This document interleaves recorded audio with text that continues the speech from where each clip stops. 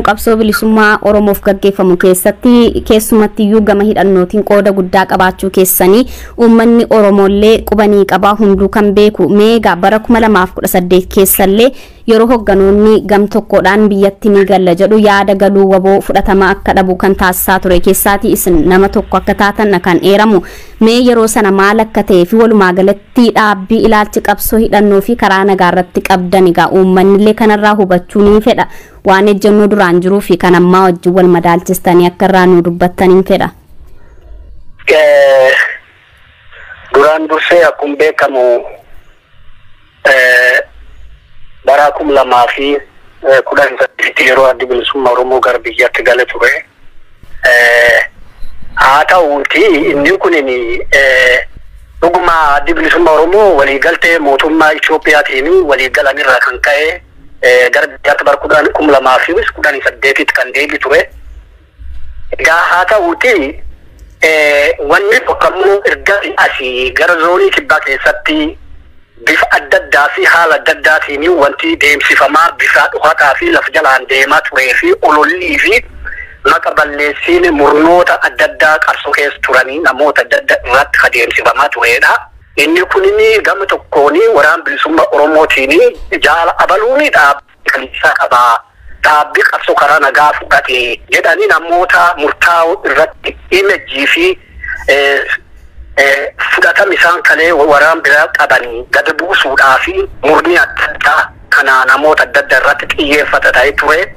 Kan qofaa miti yeroo woboon akkas jedhanii imejjii namoota murtaa'oo balleessuudhaa fi murni adda ta'e tokko nurratti xiyyeeffatee ittiin turesi gama biraatiin ammoo mootummaa Itoophiyaa sanaaniyyuu abaluun isaanii warra woboo galuu dhowwee jedhanii karaa tokko inni woboo galuutu fedhaa jedhu gama biraatiin ammoo ebelfaatu woboo galuu dhowwee jedhanii mootummaa Itoophiyaa biraatti fudhatama gonfachuudhaaf abaluuf abala faan ammoo woboo galchuu dhowwu jedhanii fudhatama gara mootummaatiin nam dhowwuudhaaf haalli shirta'e wal xaxaanii moora qabsoo keessatti waggaa sadan har'a kana aggaammii shiraa fi cubbuun bifa adda addaatiin zoonii waggaa 28 keessatti qabsoofnee wayyaanee biqileetti galchin keessatti maqaa keenya balleessuun akkuma baratametti kan ture. Eega inni kun kanuma kan keessatti wanni mul'atu jedhee murni tokko dhiibuttu mooraa qabsoo keessatti mul'atee ture. Iskan ammoo inni kun aadaa inni kun seeraa miti inni kun sirnaa miti maaltu waggaa hagana waliin qabsoo goonee wal danda'uun dhorke Oromoon akka Oromootti maaf waliin jiraannee waliin hojjechuu dadhabna. Maafi ilaalcha abaaramaa Oromummaaf hin tolle ilaalcha lagaaf gad fakkaatuun garee tokko maaf dhiibanii mooraa qabsoo Oromoo keessa seena gadhee irratti chappaadhaan rukutanii otoo seena gaarii namni qabu namni irratti duulanii maqaa nama balleessuun dhaabbachuu qaba jedhee zoonum san keessatti utuu waggaa sadan irra kan haalli rakkisaan hedduun keessaaf alaan na mudataa jiru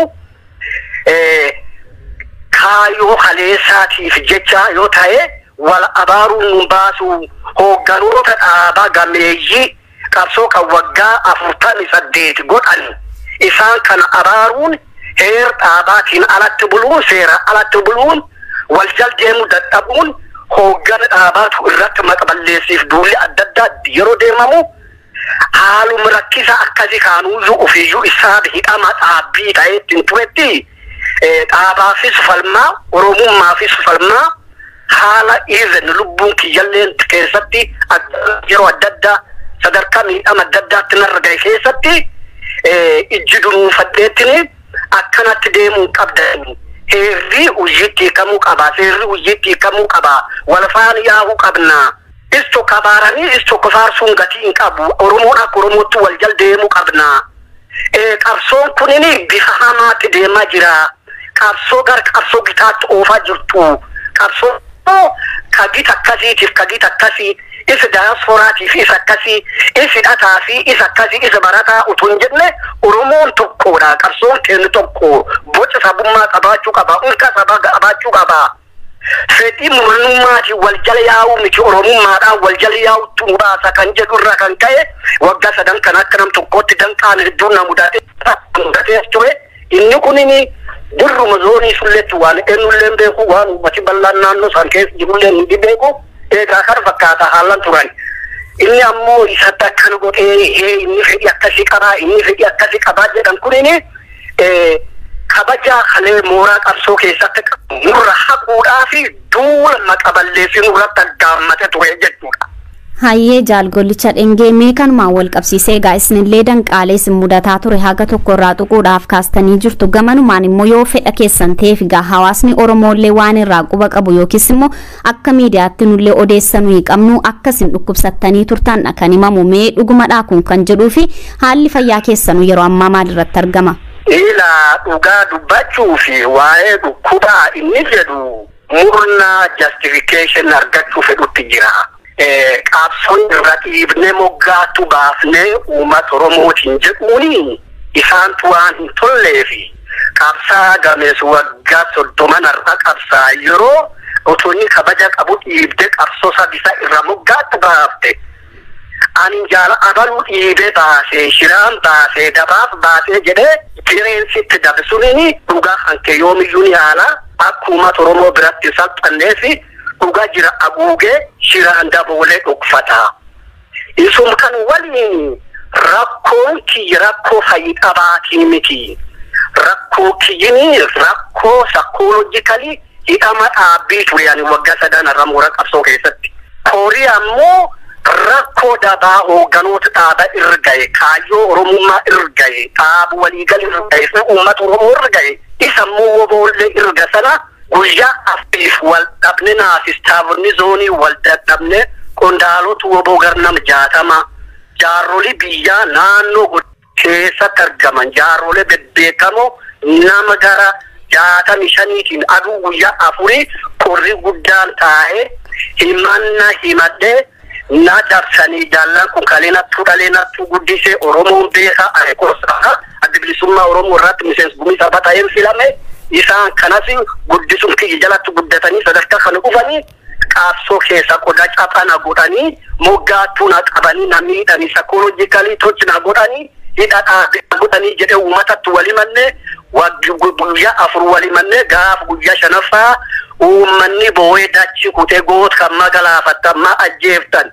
isaan tuqur qalbii miidhamaa miitan uummata Oromootiif maal irrigdan jedhee dhugaan kan koo ta'ee dhugaa sanammoo kan qofaa miti jaallawwan biroo kanneen waggaa dheeraa qabsaani gaaf dhaloota kootiyyuu warra qabsoo jiru nama akka kabajama jaal dhugaa saba kakkoo nama akka jaal dheengaddi nu bira wareegamee jaal dheenga Useen Kulaa nama akka jaal Gaayyoolee Jiloo nama na dura baatii 6 waggaa tokkos qabsaa'e nama akka jaal jaatanii kunnoo isaan kun hunduu diin jedhanii bifa Oromummaa hin calaqqisiifneen waan gandu tokko keessa saba tokko gosa tokko keessa dhalataniif gameeyyiin akkasii walitti marsanii tapeella diinummaa isaanii qabna maqaa balleessanii diinummaa irhaanii haala san keessattuu mormee jaallan kun jaallan ganamaati jaallan kun diinaa miti seena qabsoo balleessa jirtu hoogganoota dhaaba cufa hadha jirtu hoogganoota dhaaba cufa maqaa diinaatiif tapeella diinaa irratti rukutaa jirtu inni kun Oromoo biraatti eebbifamaa miti gochaan keessa dhaabaaramaadha gochaa abaarsan fudhadhu haal kanaanis waliin hojjechuun nu dhiba seenattuu na dhiba seenattuu kaleen hanqaaqe jaallan kun dabaan dhiibdanii isaan dhiibuun ammoo guutuma guututti uummata dhalatu godin kibbata hundayyuu ga'ee fi seena kalee isaan waggaa 30 qabsoo kanaaf gumaachan keessa dhiibanii baasuu nutti fakkaate falmi ani jaallan gameeyyi kanaaf falmi kan ka'e sadarkaa ajjeettee achaatti mooraa qabsoo keessatti yeroo 5 aggaammiin kilinga sessirreetti yaaliin ajjechaan irratti raawwatame ture gajaalti dhugaa dubbachuudhaa fi dubbichi goollichi fayya dhabuuf aangoo irra fudhanne otoo hin ta'in waan nuti qabsoo keessayyuu hin barbaachifne fakkaatti murni kun murni fonkolchi raawwate heeri irratti fonkolchi raawwate seeri irratti fonkolchi raawwate sagantaa siyaasaa irratti fonkolchi raawwate yaa misallee uummanni bal'aa yaamee kan godhuu keessan daba jaallan diini san jettan sun nu jaarsi biyyaa diini ta'uu dhabu isaanii adda baafna yoo isaan diini taate diinummaa walumaan irratti murteessina jedhe uummatii jaal dheenge jaal gaayyool jaal dhugaasaa jaal jaatanii kun waame gaaf uummatii waame gaaf jaarsi biyya ka waamu akka jajazoonii goollichaaf jaarsi biyya ka waamu jedham jaarsi biyya hin waame waliin waamne gaaf ammoo jaallan kun waamichi uummata bal'aatti uummataniitiin diinummaa gartuun isaan jibbirratti raggaasan mormachuudhaaf fuul jaarsi biyya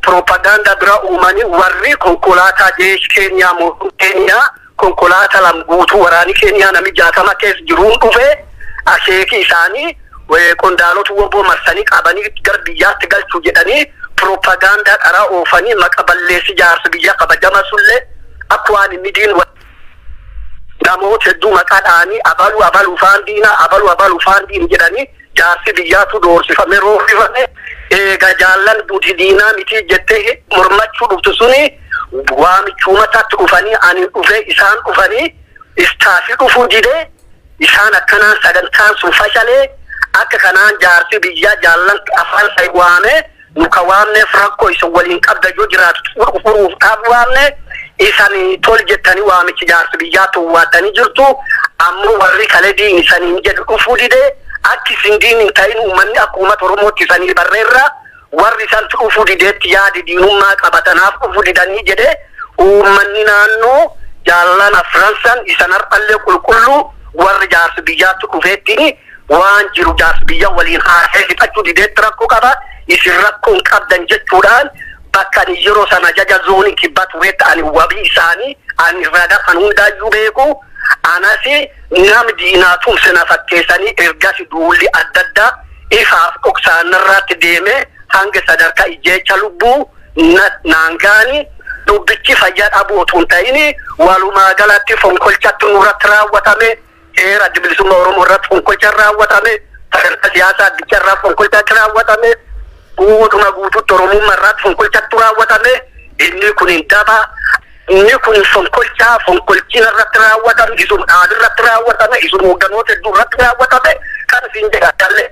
Hayyee jaalgollicha dhingeemee kanumaan wal qabsiisee yeroo ajajaa olaanaa taatanii hojjechaa turtan keessatti waan dhibii hedduu akka jiru kaastaniitu jirtu gama biraatiin garuu kana keessatti kan ka'u odeeffannoo nuyi qabnuutiin nu hooggani jennaanii nu didani jechuudhaan yaadonni akkasii hin ka'u kun dhugaadha yoo dhugaadha ta'eef maaliif diddan?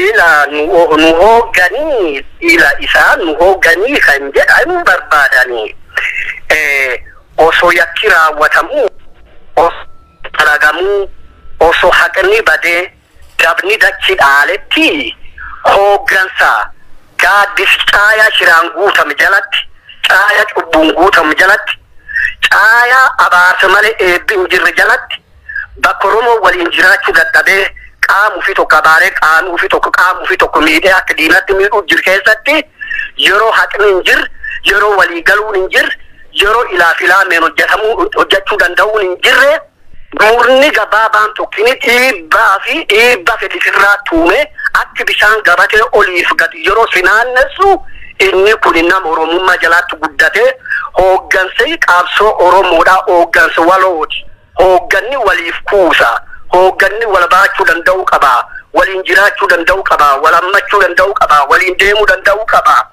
Bakki ilaalcha akkas hin jirretti uummata Oromoo biraa fi akkasumas Oromoo biratti abaarama hin ta'u. Inni kunini borseenattu nagaa kama jiru ifatti argaa jira.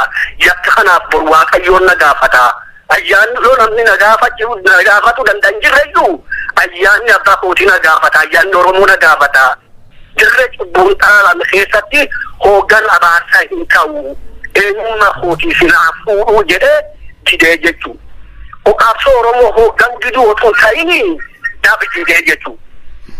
Dhalooti cubbuun dhaalame ta'ee jiraachuun barbaaduun cubbuun abaarsi qabaa, cubbuun wadduu qabaa, cubbuun adabu Waaqayyoo qabaa, cubbuun hin dhaalamuu jedhee hangi san daandii heeraa seeraa baa'ootti deebitanii sirnaan buluu deebitanitti cubbuu keessanii hin gaafatamu. Hayyee mee kanumatti aansuudhaan immoo yeroo waan rakkoo jiru kaastanii jirtu yeroo ajajaa olaanaa taatanii hojjechaa turtan qabsoo kana gaggeessaa turtan keessatti immoo waan milkeessitan maaltu ture yookiis immoo itti milkoofneerra yeroo kana hojjechaa turretti kan jettan muraasa uummanni illee dhaggeeffattoonni illee dhaggeeffachuu waan barbaadaniif kanarraa waan jettan qabdu? Tokkoffaa ani ergaa ajaja olaanaa naan jedhan sanaayyuu yeroo itti hojjechuu danda'eyyuun turre haalli an keessa jiru haala jeequmsaati haala miidhaati haala akka reefu an baana kan hunda yakkiin akkana raawwatama jira keessatti eessattuyyuu Annachitu jeeqama ture, hidhama ture, hidha dhaabbii ture, teknikal namiidha turanii, qorqabbii namiidha turanii. Qondaalonni istaafonni sun naayyuu hojjechiisuu hin dandeenye, na bir dhaabbachuu hin dandeenye, naa tuusite na jalaatti hiriiruu hin dandeenye, gabaas naa kennuu hin dandeenye. Gam koonaa tajaajilateenyaa naan jettee gami biraatiin ammoo hojiin isheen hojjettu hojii shiraati. Is kanaafuu dhuguma qabsoo kanaaf waggaa hedduu dhama'ee waggaa hedduu hojjedhee itti fidhamee waggaa 10 illee qabsoo kanaaf fidhamee namni haa ture. Erga ishee yeroo jeeqamtee qabsoon kun adda addaatti muura adda addaa baatee cabxellee waraan nama 50 irraa fuunetti hamma sadarkaa kanaan ga'u keessatti ga'ee guddaan taphadde ture. Haa ta'uuti abbaan ufine muufirba hundi jedha Oromooni. Akkuma artistiin Gobanaa jedhee gengaalaa conqolleedha abbaan ustaadii tollee jedhu. Is kana onattuu namima onootu ufimaa jedha Oromooni. Egaa isaan na hojjechiisuu hin dandeenye, na jalaatti hiriiruu hin dandeenye. Gari waraana bilisummaa Oromoo rakkoo hin qabu. Istaafonni ammoo wal dhageettii hariiroon naaf istaaf jidduu bareeda hin turre. Haalumsan irra kaaniitiin kunoo dheengaddayyuu. Bakkuma hin jirre jirutti bakkuma naannoo isaanii jiruttu labsi aganga declaration kun magaalaa akkanatti walgahii kor guddichiteenye jedhanii ufumaan labsatanii kaa'uu nam beeksise. Namni tokko kalee hoogaan yeroo aangoo sanirraa fuudhamellee heera seeraan akkanaatiin jirtu. Kanaaf gam isaanii wanti Oromoo hojjannu wanni nu milkeessin hin jiru baay'ee itti milkoomne geenne ammoo sila bakka jeequmsi jirutti bakka waljal deemuun hin jirretti milkoomni yoo dhabames gamsi jaanutuun ta'in gamuu isaaniitiin jeequmsirra kan ka'e baatii waggaa lama guutuun waggum walimannaaf waggaa horaatu nu ta'ee ture jechuudha. Hayyee mee jaalgollicha dheengeegaa rakkoon yeroo ammaa dhalate jedhamu kun egaa dhimma dhuunfaa moo yookiis akeeka irratti wal dhabdiin uumame jennee fudhachuudhaa dandeenya isinis akkan akkamittiin ibsitu rakkoon dhalate kunis immoo qabsoo mooraa bilisummaa uummanni Oromoo gaggeessaa jiru kana keessatti waan ta'eef akkamitti immoo furamuu danda'a? Rakkoon kuni rakkoo dhuunfaa mataa dhuunfaa kootiitii miti. Ani nama salphataa rakkoo dhuunfaa baay'isuu miti. Rakkoon keenyin rakkoo heeraati. Heerirraa wal dhabne, seerirraa wal dhabne, kaayoo naamusarraa wal dhabne, ejjannoorraa wal dhabne, heerri hojii ta'ii kamuu, seerri hojii ta'ii kamuu. Miseensi gadi, miseensoliitii hoogganii gadi hooggan oliitii abboomamuu qaba. Seerraa wal bulchuu qabna, seerraa wal jaldeemuu qabna. Achiin kaanetti dantaa fi danta mataa yaabu buutuu xixiqqoo wal guldeemuu miti Oromummaadhaaf kaayyoo wal guldeemuu qabna. Hooggani gadi hooggan oliitii gabaasuu qaba. Hooggani olii hooggan gadi irraa gabaasuu dhachuu qaba. Caasaa sirnaa tulaafee sirni kabajamuu qaba. Heeratti deebi'uu qabna. Seeratti deebi'uu qabna. Jedhee waan ani dhaabbicima akkasii qabuufi achuma keessatti heerri akka bakka argatu heerri akka bakka argatu waan dubbatuuf dhiiban kana dubbiin. Hayyee mee rakkoowwan amma dhalatan kanaaf egaa uummanni Oromoos inumas ni eeggata gama hundumaatiin iyyuu waan ta'eef fala ta'uu danda'a kan jettanii keessan immoo jira? Fala uummanni Oromoo fala ta'uu danda'a sila uummanni Oromoo nuti Oromoo waan taaneef wanni Oromoon itti falin ta'an jiru.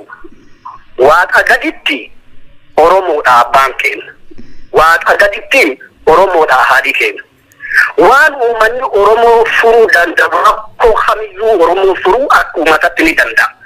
Garuu rakkinni dhalate kan yeroo an dirree jiru jaarsi biyyaa itti taa'ee mataan itti bowwaafatee aduu guyyaa 5 irra deebi'ee yeroo ofii itti gubee dadhabe. Jaarsi biyyaatiin jaalbollichi dhugaa qabaa. Dhugaan kan isaatii nutti dogoggore nutti yakke jedhanii dhiifama kadhatanii yoo jaarsi biyya nagaan garganduu fi galu bariisaa walgahii irratti nu jaarsi biyyaa beekaa tole jenneen malee ofitti si butuu hin dandeenyu naan jedhanitti na dur dhaabbata turan istaafonni kun. Egaa haa ta'uuti qabsoon Oromoo qabsoo nam-tokkeetii miti. Qabsoo murnaatii miti. Kanaaf murteessaan uummata Oromooti. Murtoo uummata Oromoo ammoo eenyulleen kan abboomamuuf ta'uu danda'u qaba. Eenyulleen kan kabaja ta'uu danda'u qabu. Kanumaaf ani gamsiyyaan kanumedha. Tole jaalgollicha dhengee egaa ibsa nuuf kennitan kanaaf yaadota gamaa gamasiitii kakkaan kanarratti nus isin gaafannee yaada bal'aa fi ibsa bal'aa irratti waan nuuf kennitaniif guddisnee isin galateeffanna. isinis galatooma fayyataa. Ulfaadha hayyee. Ulfaadha isanis. Yaadota jaalgollichi dhengee kaasan kan irratti daawwattootaa fi dhaggeeffattoota